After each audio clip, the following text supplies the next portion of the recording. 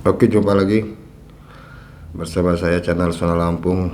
Baik, kita akan bacakan berita yang masuk ke redaksi beberapa hari yang lalu.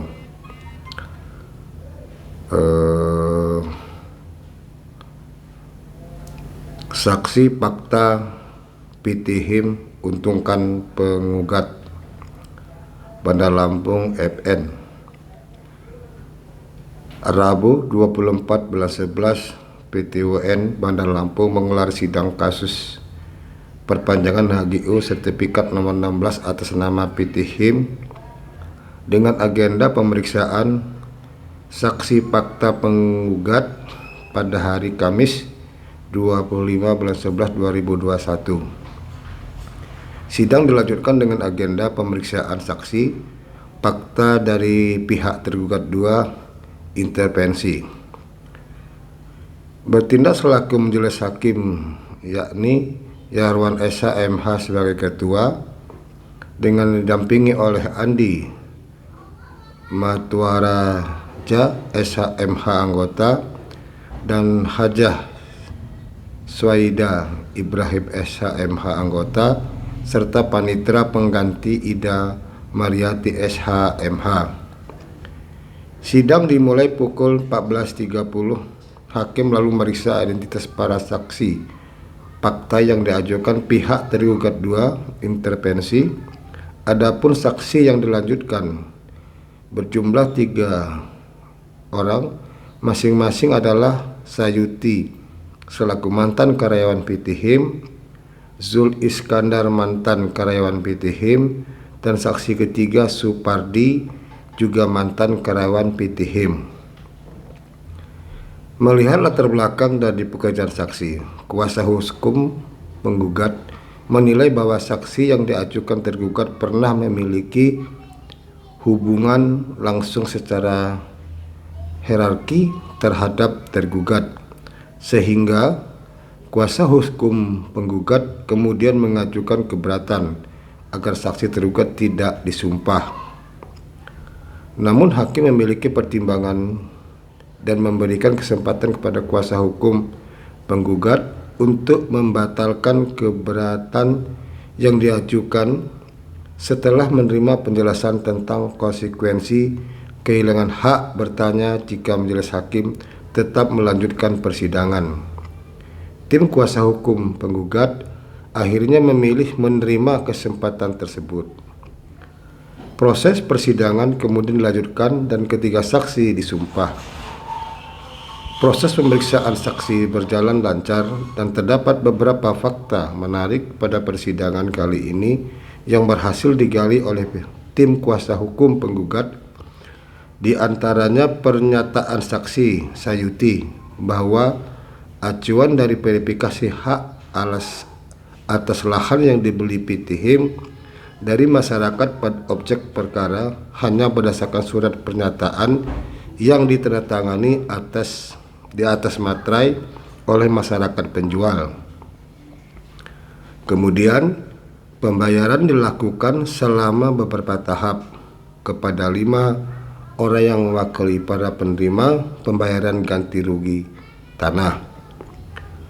Mendengar pernyataan saksi Sayuti, Hakim Ketua kemudian mempertegas dengan mengulang pertanyaan yang sama kepada saksi kepada majelis. Sayuti kembali mengulangi jawabannya dengan jawaban yang juga sama seperti yang telah disampaikan sebelumnya. Saksi Sayuti juga menjelaskan bahwa sepengetahuannya masyarakat 5 keturunan Bandar Dewa belum sepeser pun menerima ganti rugi dari PTHIM sejak tahun 1982. Sidang berakhir pukul 17 dan akan dilanjutkan Senin 29 bulan 11 pekan depan. Tanggal dengan agenda pemeriksaan saksi ahli dari penggugat dan tergugat kedua, intervensi masing-masing 1 orang. Sementara itu, dari tempat berbeda kuasa ahli waris 5 keturunan Bandar Dewa, Insinyur Ahmad Sobri, MSI, memberikan keterangan menanggapi fakta persidangan lanjutan perkara nomor 39/PDT titik K /2021 /Petun Ketua PT UN Bandar Lampung Kamis 25/11 kemarin.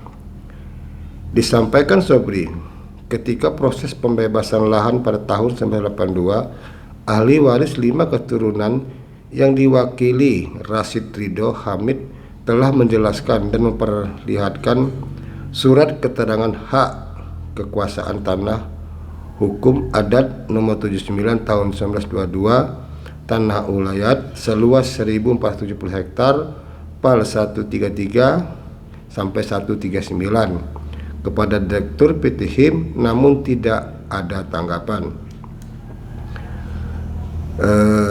Tanda petik, kemudian diperingatkan kembali secara resmi dengan surat tidak 14 Februari 1983 nomor 01/PL/2/1983 juga tidak ada tanda tangan sebagai mestinya, jelas melalui pesan WhatsApp Jumat 26/11. Proses pembebasan dan pemberian uang ganti rugi lahan lanjut dia terus dilakukan dengan penuh rekayasa, bahkan dilakukan oleh tim pada saat tengah malam. Data penerima ganti rugi yang ada di peta rincikan PT HIM pun tidak ada satupun nama-nama ahli waris 5 keturunan. Dan ini pun telah dipertegas secara tertulis oleh Kepala Kampung Bandar Dewa ketika itu, bahwa pembayaran ganti rugi bukan kepada 5 keturunan yang berhak, rinci mantan tenaga ahli Pemkab Lampung Tengah itu. Lebih lanjut, Sabri menandaskan bahwa dengan penjelasan saksi tergugat 2 intervensi semakin menegaskan bahwa PT HIM telah mencaplok dan menguasai lahan tersebut secara sewenang-wenang sebelum HGU PT HIM diterbitkan, bahkan tetap ingin terus mempertahankan dengan melakukan perpanjangan hak yang diduga melibatkan mendapatkan rekomendasi pada tahun 2010 dari oknum aparat pejabat Pemkab Tulang Bawang Barat.